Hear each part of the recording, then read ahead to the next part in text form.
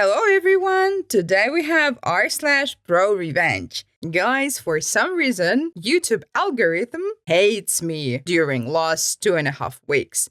So if you see this video, please like it and leave any kind of comment below. Even a mean one would be great. Thank you so much. Oh, I played the long game. I am by no means an expert or pro at revenge, but I'm a patient person. I disclosed this to a friend and they directed me here.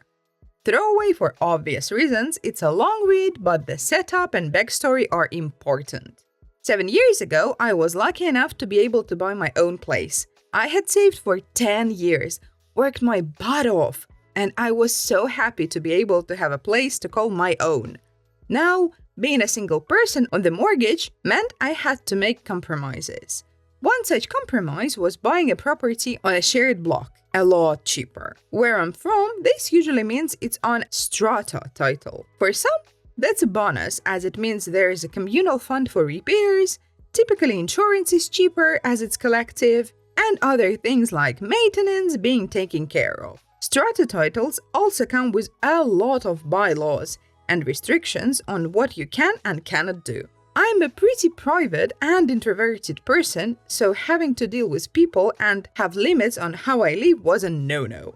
I took my time, found the perfect property, shared block but freehold title. The only thing was that I needed to pay public liability insurance for the shared walkway on the property, split equally between owners. The real estate agent is local to my area. There's also about 3 degrees of separation between us. He has friends who are friends with my friends, type of thing. I didn't know him, but I knew of him. So that sort of felt good too. About 5 months after I move in, I get a knock on the door from the owner, landlord, of the property next to me to discuss insurance. Not a problem. I ask for a copy of the policy, so I have a record. It gets sent through and lo and behold, it's for strata insurance.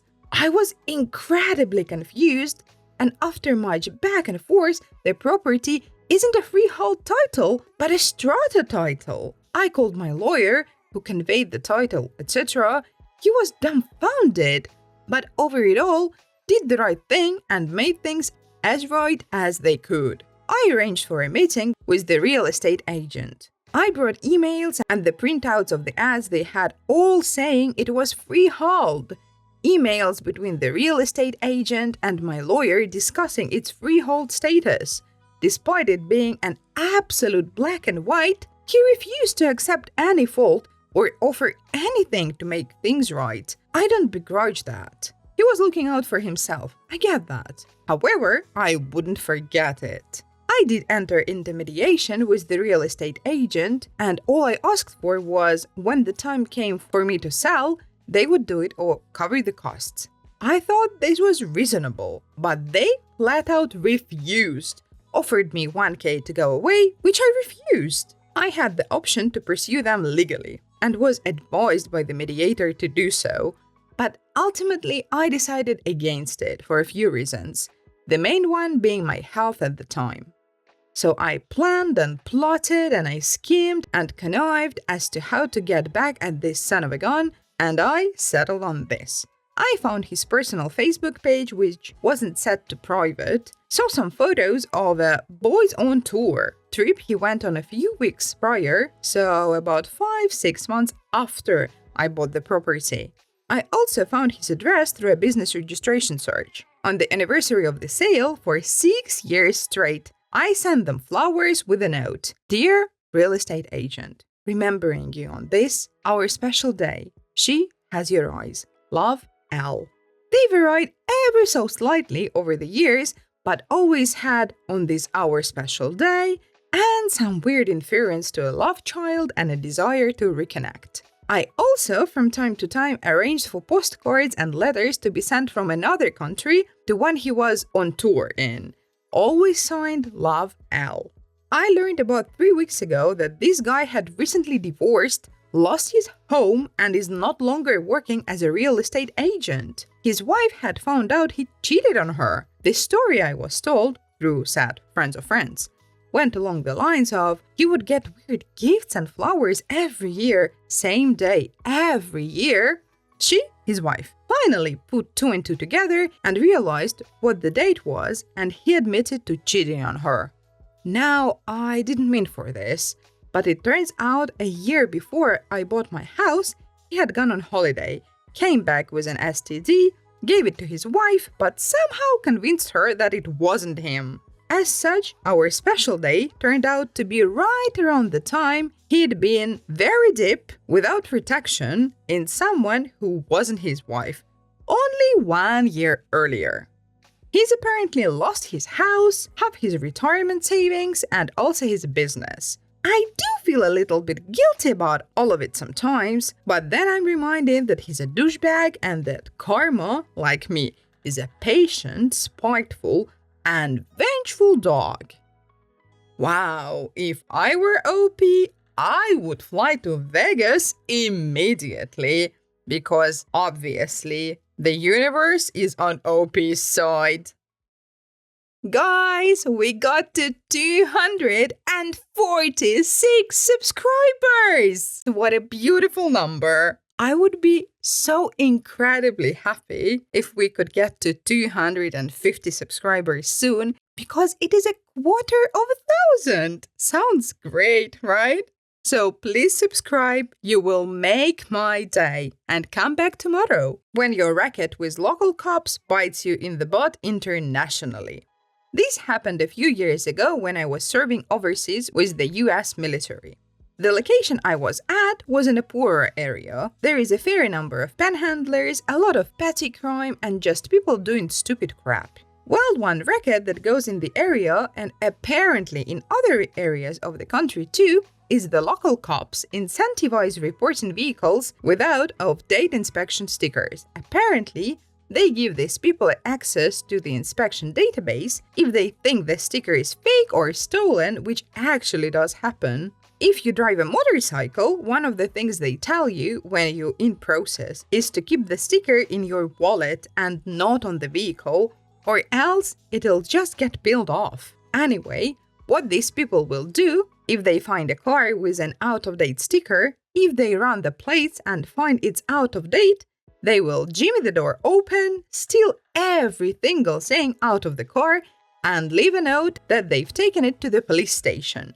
The idea is that you show up at the police station to get your stuff, and they force you to pay the fine for an overdue sticker, and then give you a deadline for an inspection, or else you will get another fine.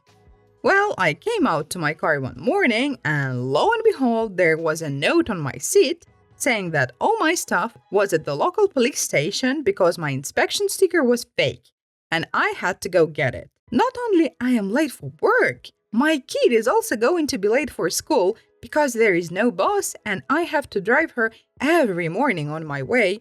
Also, my inspection sticker is not out of date, so I have no idea what's going on. Now, here is the thing that was extremely problematic was I had put my passport and my wife and kids' passports in the glove box because I was taking them to the base to get some paperwork done, as well as grab some paperwork for my wife to apply for a new passport because hers was expired. I am very forgetful, so I put them in the night before and made sure the car was locked. Yeah, dumb mistake. Anyway, I get to the station, ask them what the heck was going on, and then when I have them look at the inspection documents that the guy had taken, which clearly stated the car had been inspected and was current, they apologized and told me that they would give my things back, and I had to wait there for a second. I asked to file a police report for theft, but they looked at like I had 3 hats and told me nothing was stolen, even though somebody broke into my car and took my things. This is when a light bulb went off in my head. And this might fall into the unethical category. The guy had taken official US passports, which might be a problem, but probably nothing would come out of it, since they were turned right into the police. However, I asked him where my wife's passport was. They told me that whatever is there is there. I said I needed a police report because I needed to contact the US Embassy about a stolen passport and the fact that this police station would know exactly who the person was that stole it because they had dropped off my things that morning. I have never seen someone's attitude change as quickly as that cop's attitude changed. He tried to talk me out of filing a police report, but I was pretty insistent, so I went ahead with the police report, and then I did contact the embassy and reported the passport stolen and gave them all the information of the police station, and when I got to the police report, I emailed it to them as well. I wound up getting a free passport out of it for my trouble. The embassy told me they were going to handle it, and from what I heard, the person who broke into my car actually got arrested and fined, and was looking at additional charges because he stole foreign documents. Really would have liked to have been a fly on the wall when one of the local cops rolled into wherever he was at and told him to come with them. I don't feel bad at all. Hopefully, dude learned his lesson and I did not have any further issues until I PTSD'd home. Wow! This whole police scheme gives off such a sketchy vibe. If this happened to me, I would immediately think that it is definitely some kind of people who dress as policemen and do some illegal stuff. Cable company kept calling to recharge even after disconnecting service, so I booked tech support to fix non-existent TV box. My old TV finally broke down, so I got a new smart TV. Couple weeks later, I realized that no one in the family watches any TV channels. Everyone goes for streaming content. I decided that it's not worth it to pay for the TV connection anymore. Now my TV connection is added into my phone plan along with my internet as well, so disconnecting it was not straightforward. It was a custom plan with its own dedicated relationship team. It took several calls to the team to find a resolution, which was to convert the TV connection to a prepaid one and then stop recharging.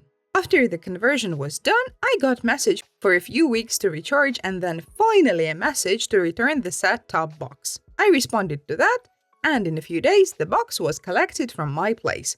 Good riddance, or though I saw it. Next started calls from random call centers for recharging. It felt different from the dedicated relationship team. I googled and found out that this had become the practice in my country. The company had outsourced this part of the support to a third party, and they simply checked from the printed database about people who had a connection, but did not recharge last month. Since my disconnection was in the middle of the month, and their printed database was from the beginning, they did not have this updated info. I tried my best to inform them about this, to no avail. I started talking to the callers, informing them of the fake problem my TV was having connecting to the set-top box, and that multiple support requests have fallen on deaf ears. Also started recording the calls.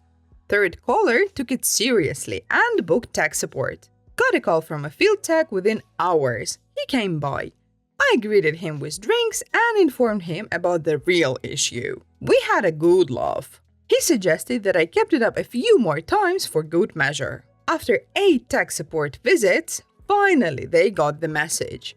Got a call from a supervisor asking why I was booking tech support when clearly I did not have a connection anymore. I mailed him the call recordings. He was pretty annoyed.